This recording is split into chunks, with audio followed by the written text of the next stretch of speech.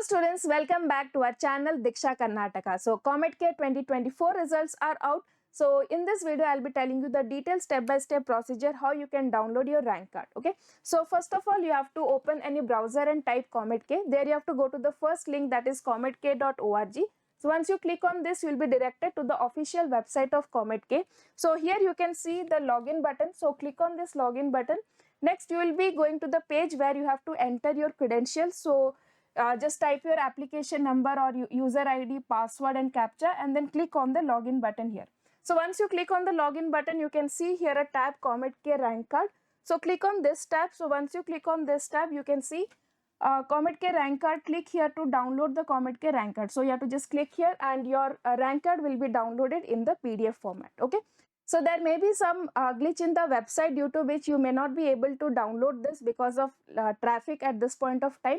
But this is the only process how you can download your COMEDK rank card.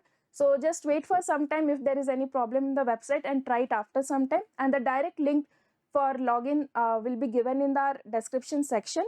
So thank you for watching this video and please subscribe for more updates.